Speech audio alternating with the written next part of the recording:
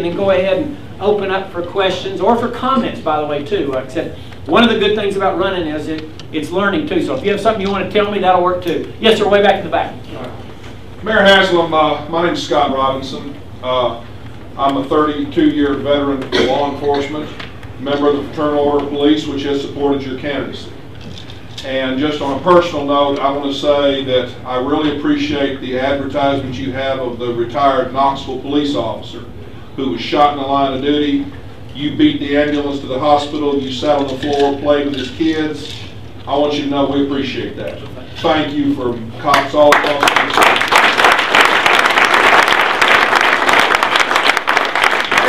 This is my question. As you know, this is the Tennessee Firearms Association. You know where we are on guns. This is the Florist Association.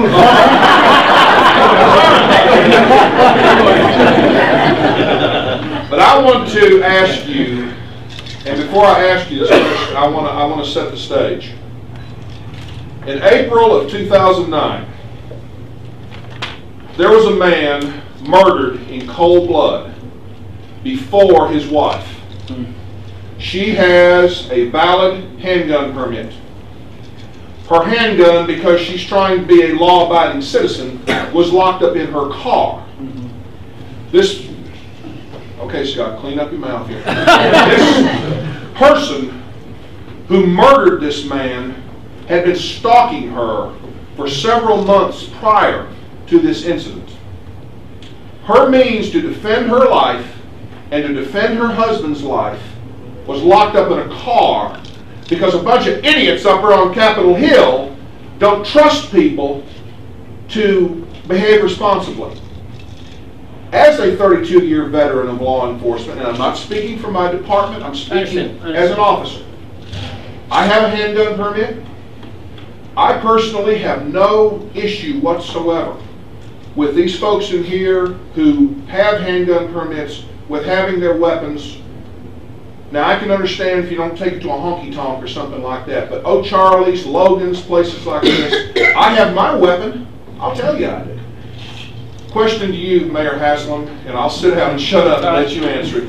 What is your position on Tennessee's present law which allows people to possess firearms where alcoholic beverages are sold, served, if they are not imbibing themselves? Right, but let me comment on the first. Thank you.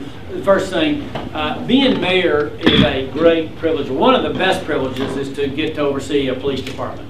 And men and women who work for law enforcement, believe me, there are not many people who would do what they do every day. And you know, they're our largest department. We spend the most money, so I spend the most time with them. Okay, and ride around with them, etc. And you realize the circumstances people go into, and the particular police officer who was in that commercial, in the last 10 years, we've only had 2 police shootings in Knoxville, and both times it was him. It's funny because it's not. I mean, the poor guy, one time he pulled the guy over for speeding on the interstate. As he's walking up, the guy pulls out and shoots him.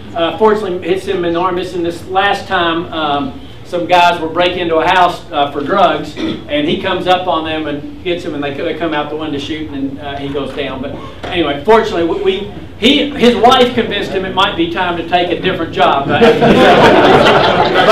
great. Okay, so a huge privilege. Second, I can answer that real directly. I support the right to carry in those situations. Okay. I think the way the law was passed, particularly if a bar owner says he don't want that, he can make that decision at their property. But everything else should be up to the individual owner. So I don't know how to be more direct than that. Thank you, Mayor. I appreciate it.